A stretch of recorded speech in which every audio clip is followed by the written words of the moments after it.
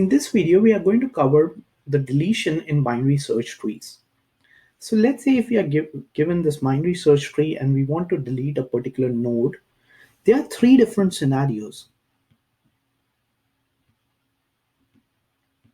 The first one is there are no children,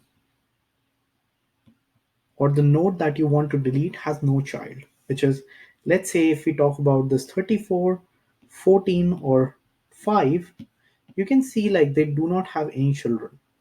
So this is a very simple case. So in that case, you just simply delete the child, which is, let's say if you want to delete 14, you just delete this and make the parent's pointer of the right child point to null. That's pretty simple, right?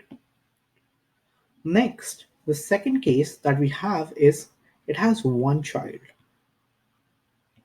So for one child, like you can see in this example, we have just one example, which is 51 has one child, while 12 has two, 25 also has two. The others have no children. So in that case, how we can delete that is you basically delete this node and point the parent's grandchild to point to like that becomes its children, which is in this case 25 will start pointing to 34 and you can delete this 51. So our new tree would look something like this, which is 25, 31, 34, 12, 5, and 14. Like these are two very easy cases. It's just like manipulations of some pointers, like when you're implementing this code. I'm not going to ask you like the code for BSTs, but you should know like how deletion works, because if you're given some figure manipulation questions, you should know like how deletion is actually working in that case. So the third case that we have is, what if there are two children? Like what if the node has two children, which is in this case, like let's say if I want to delete 25, how can we delete 25? Now this is tricky because like how would you do that? Like would you move 51 here, would you move 12 here?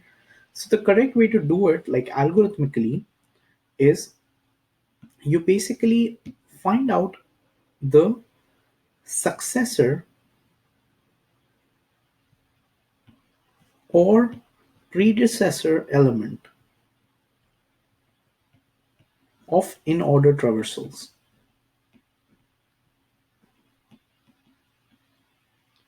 Now, we haven't covered in order so far, but what I can tell you about successor or predecessor is, like, let's say if we stick to just predecessor, predecessor is the rightmost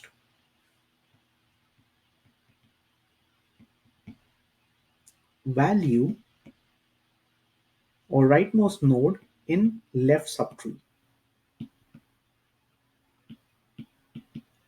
So that means for 25, now this is the left subtree, right? So you keep going right. So in this case, you get 14, that's the rightmost node. So that is the predecessor. Similarly, when we talk about successor, it is the leftmost node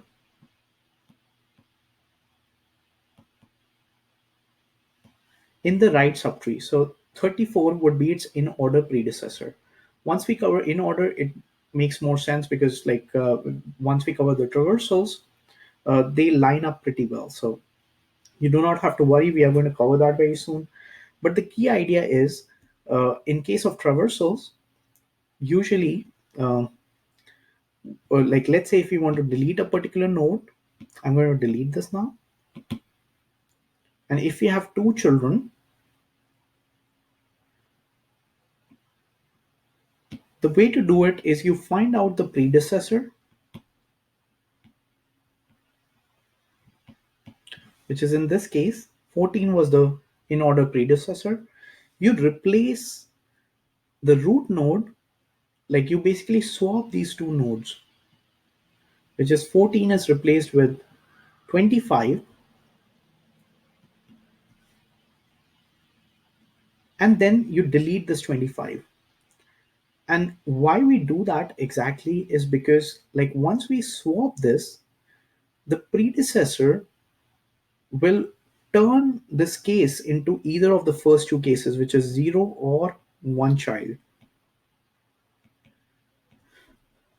And why that's the case is because all predecessors can only have 0 or 1 child, because it's the left subtree's rightmost node.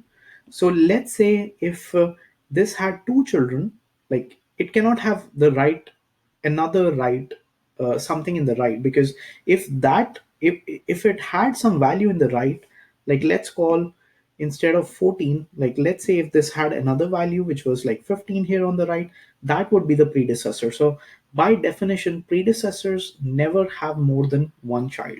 It can only have left children, but it cannot have like right child. So even if we swap these two elements, after that, you can notice that the case would be changed. The deletion case would be actually changed to either of the first two cases, which is it will have either zero children or one children, and then you can delete it in the similar way uh, what we saw for zero or two children.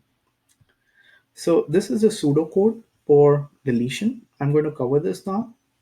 We won't be going into the C++ code, but if you want to do some more practice, like try to implement the deletion function. It's not commonly asked in a lot of places, but conceptually you should know how deletion works, because it's an important concept. Also the individual components of deletion, like finding the successor node, finding siblings, or any of these concepts, these could definitely be asked in the exam, like write pseudocode for how to find out the predecessor element or the successor element. We are going to provide you definition, so you do not have to like wrote any of these things, which is you do not have to memorize any of these things. So let's say if we are trying to delete the root node that has value 25, we are going to do a dry run for that. But for now, let's go with pseudocode, which is if the root is null, then you just return null. Otherwise, if the item is less than the data on the local root, you first try to find out where is the item located in the tree. So this is basically our search.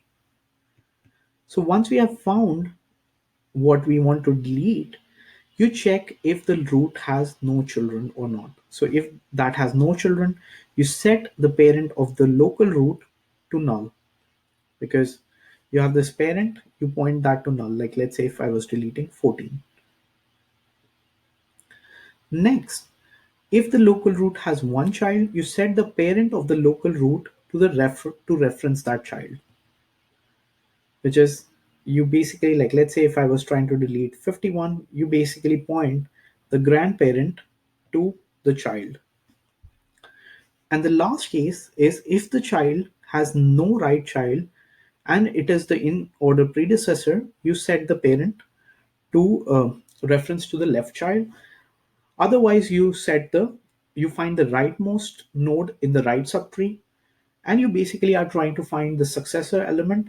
You copy its data on the root data and remove it by setting the parent's reference to its left child, which is you basically recursively delete, like you copy the data of these two, and then you recursively delete the new root. Try to attempt a few example problems on solving deletion. You can have questions regarding deletion on your tests as well as quizzes, but we won't be asking you specifically about both like pseudocode as well as both like writing C++ implementation. In the final video for today's lecture, we are going to cover traversals.